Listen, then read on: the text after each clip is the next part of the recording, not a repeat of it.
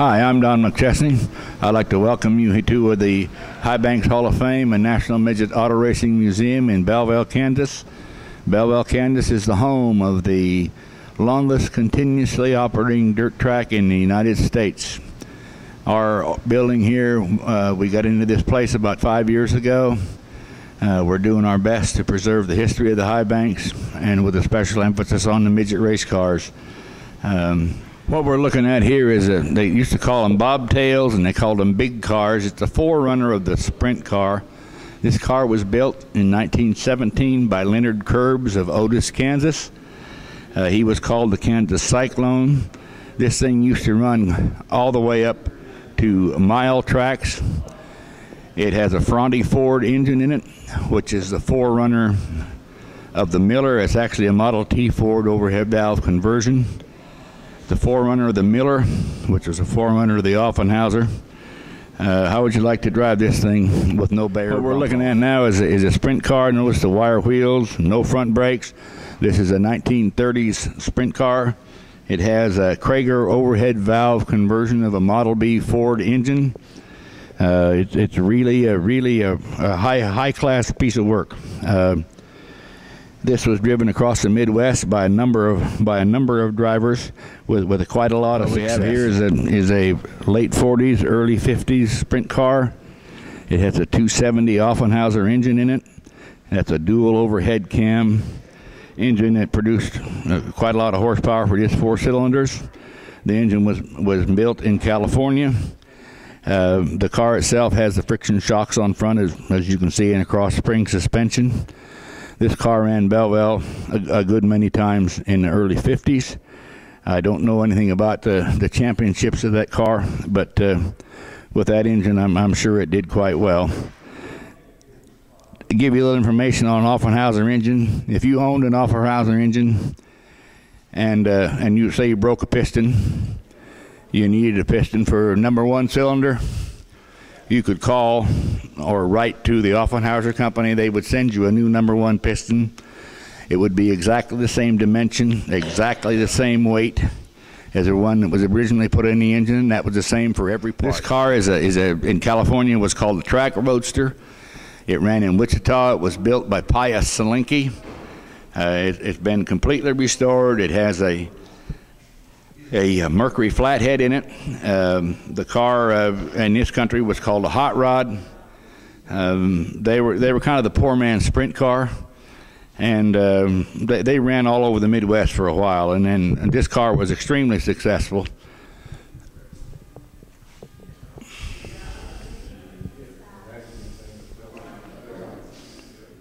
The car we're looking at now is probably built in like 1937. It's for sure a pre-World War II car.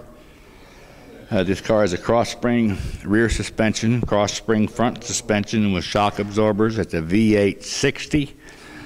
Those little things didn't produce a whole lot of horsepower, and they wrapped out, but boy, did they wear out they sure cracked the block. This is a picture there in the cockpit of Jim Roper. He drove this car at one time. Jim Roper was NASCAR's very first winner. He's from Halstead, Kansas. In those days of that very first stock car race, he and the Lincoln dealer down there got together. The Lincoln dealer gave Roper a car, and he drove the thing to the race, taped up the headlights and taped up a little bit of the glass, and went out and ran the race. Actually got second, but the guy that won it was disqualified for some reason. So Jim Roper is actually NASCAR's very, very, very first winner. He later drove here. He drove midgets. He drove sprint cars. He drove a late model stock car for a guy here in Belleville, Kansas. Midget racing in the United States is said to have began in 1933 in California. Most of the guys then cut down an old sprint car or something and made him into a midget, and they rapidly evolved into cars like you just saw, the red number 11 or K1, and this solar midget. This solar midget is a true midget classic. It's one of the first midgets to come out with a thing like an owner's manual.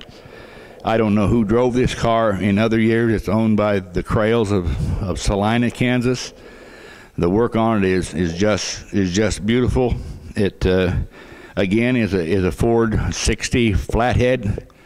I think those things only ran about 62 horsepower, or even less than that, maybe 45. And they used up a whole lot of Ford 60s in the midget race cars. One of the most dependable and one of the earliest real hot midget engines. One of the really neat things about midget racing is the fact that there was always somebody trying something new, all the way up and even until the late 80s. This car was probably built in the late 60s, mostly home built by Ben Harleman in Kansas City.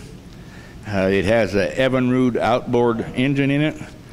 If you want to imagine just for a minute that you're sitting in that cockpit straddling that drive shaft, the exhaust pipe came out right between your legs under a little bit of a shield that passed directly under the drive shaft. And I was talking about these people having different engines. One year at the Belleville Midget Nationals, there were 28 different styles of and different brands of engines used. There weren't one like now where there's probably 4 or 5 different ones, and there's 2 or 3 different chassis companies. A lot of these things were home built, even clear up into the early 70s. And guys like Ben Harleman, he was from Kansas City, were really the early pioneers in the development of midget racing. You're looking at one of the more famous representations of sprint car and midget racing in the United States.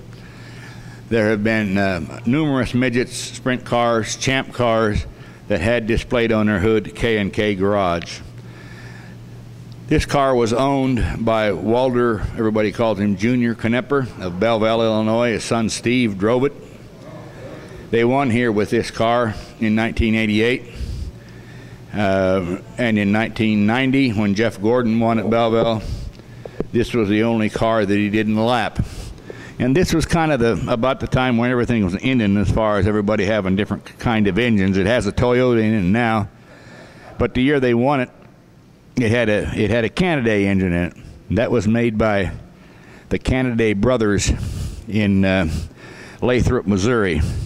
The Toyota engine in it now, I don't know that it ever ran when he ran the second time. I think it had a Gertie engine in it then. And the thing that's really unique about it is the K&K Garage, because that's Junior Knepper, Arnie Knepper, Steve Knepper, and now the next generation of guys, Nick Knepper. Steve's son is driving now.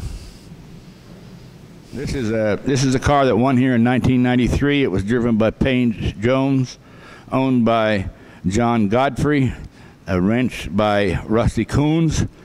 This had a Fontana engine in it, which is a derivative of a Chevy 4-cylinder. Of course, it's on all aluminum block.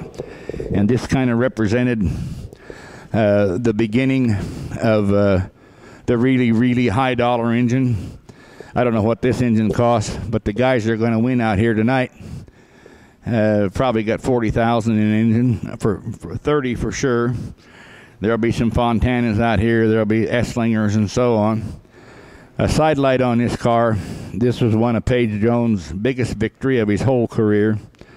He was severely injured not too long after this, and hasn't driven a race car since. Paige is the son of Parnelli and the brother of P.J. Jones. A really first-class guy, and this was really a first-class car.